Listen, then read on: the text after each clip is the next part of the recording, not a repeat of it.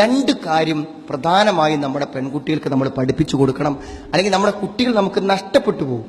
ഒന്നാമത്തെ കാര്യം സംസാരമാണ്. സുഹൃത്തുക്കൾ, നിങ്ങളെ പെൺകുട്ടികളെ മാത്രം വിളിച്ചിട്ട് ക്ലാസ് എടുത്ത് കൊടുക്കേണ്ട ഒരു കാര്യമുണ്ട്. അങ്ങനെ പഠിപ്പിച്ചാൽ തന്നെ അത് മനസ്സിലാക്കി കൊടുക്കാൻ പറ്റുള്ളൂ. പെൺകുട്ടിയോട് നിങ്ങൾ പറയേണ്ട, രക്ഷാക്കന്മാർ പറയേണ്ട കാര്യം, ഒരിക്കലും അന്യ പുരുഷനോട് തമാശ പറഞ്ഞ് കളിച്ച് ചിരിച്ച് സംസാരിക്കാനുള്ള ഒരു അനുവാദം ഒരു മുസ്ലിം പെൺകുട്ടിക്കില്ല. അത് ഖുർആനിലെ ആയത്തുള്ളതാണ്. വലാ തഖ്ലഅന ബിൽ ഖൗൽ.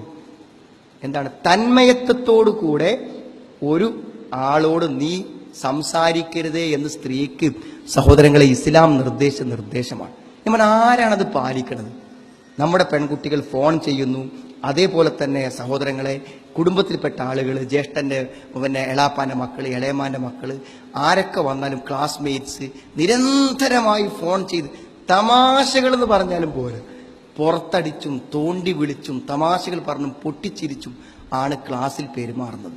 ഒരു 3, 4, 5, 8 കൊല്ലൊക്കെ ഒന്നിനാത്തിന് പോകുന്ന ആൺകുട്ടികളോടൊപ്പം കളിച്ച് ചിരിച്ച് ഉല്ലസിക്കാൻ ക്യാമ്പസിലേക്ക് വിട്ടാൽ ആ പെൺകുട്ടി ഏതെങ്കിലും ആൺകുട്ടിയോടൊപ്പം കൂടി വാപ്പാനിമ്മാനി ഒഴിവാക്കി പോയി എന്ന് പറഞ്ഞാൽ, സുഹൃത്തുക്കളെ, എന്ത് അത്ഭുതമാണ് അതിലുള്ളത്? ഒരത്ഭുതവും അതിലില്ല.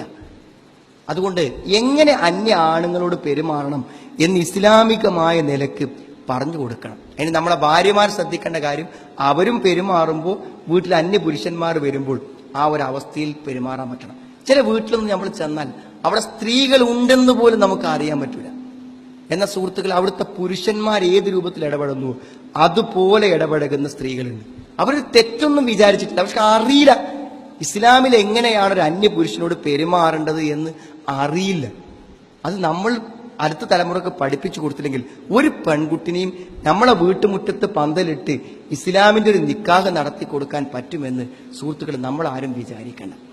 രണ്ടാമത്തെ കാര്യം വേഷവിധാനങ്ങളാണ്. ഞാൻ പറഞ്ഞത്, എല്ലാ നല്ല ദീനിയായ ആളുകളും സ്വന്തം പെൺകുട്ടികൾക്ക് കൊടുക്കുന്ന ഡ്രസ്സ്, സഹോദരങ്ങളെ, ഭയാനകമാണ്.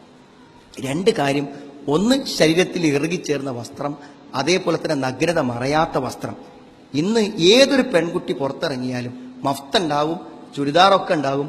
പക്ഷെ ഇസ്ലാം വസ്ത്രത്തിന് പറഞ്ഞ 3 നിബന്ധനകൾ, ആ 3 നിബന്ധന ഒത്ത നിലക്ക് ഒരു പെൺകുട്ടി എന്റെ മകൾ വസ്ത്രം ധരിച്ചിരിക്കുന്നു എന്ന് പറയാൻ സുഹൃത്തുക്കളെ ഏതു രക്ഷിതാവിനാണ് പറ്റുക? 3 നിബന്ധന. ഒരു നിബന്ധന എന്താണ്? ദേഹത്ത് ഷെയ്പ്പ് കാണുന്ന രൂപത്തിലുള്ള വസ്ത്രം, ദേഹത്ത് ഒട്ടിച്ചേർന്ന ഒരു ശരീരത്തിന്റെ ആകൃതി പ്രകടമാകുന്ന ഡ്രസ്സ് പാടില്ല എന്നാണ്. ഏതു കുട്ടിക്കും ഇന്നും തരും. അത് ദേഹത്ത് ചേർന്ന് നിൽക്കാൻ വേണ്ടി സിബ്ബാണ്. ഒരിക്കലും ഒന്ന് അയഞ്ഞു നിൽക്കാതിരിക്കാൻ, കാലും കൈയൊക്കെ ടൈറ്റായി നിൽക്കാൻ. ഇസ്ലാമിന്റെ നിർദ്ദേശത്തിന് നേരെ വിരുദ്ധം. രണ്ടാമത്തത് എന്താണെന്നറിയോ? മുഴുവൻ ഭാഗവും മറയണം. മുഴുവൻ ഭാഗവും മറയണം, കഴുത്തും കൈയും എല്ലാം. അത് നമുക്ക് കാണാൻ പറ്റൂല. ആലോചിച്ച് നോക്കൂ നിങ്ങൾ. ജീവിതത്തിൽ ഇത്ര കൃത്യതയോടുകൂടെ ഇസ്ലാം നിർദ്ദേശങ്ങൾ. മൂന്നാമത്തെ കാര്യം തരും, സുതാര്യമാകാൻ പറ്റൂല. നോക്കിക്കഴിഞ്ഞാൽ ഉള്ളിലെ വസ്ത്രങ്ങൾ പുറത്തേക്ക് കാണുന്ന രൂപത്തിൽ നേരിയ വസ്ത്രങ്ങൾ ധരിപ്പിക്കാൻ പറ്റൂല.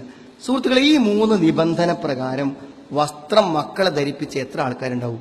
ഈ രൂപത്തിലല്ലാതെ വസ്ത്രം ധരിച്ച് നമ്മുടെ കുട്ടികൾ യാതൊരു വിധത്തിലുള്ള അകലവും പാലിക്കാതെ അന്യ പുരുഷന്മാരോട് ഇടപെടുന്നൊരു സംസ്കാരം നാട്ടിൽ വന്നാൽ സുഹൃത്തുക്കളെ, വലിയ ചീത്തപ്പേരുകളും നമ്മൾ എത്രയോ തലമുറകളായി കാത്തുചെന്ന നമ്മുടെ അഭിമാനമൊക്കെ നഷ്ടപ്പെട്ടു പോകും.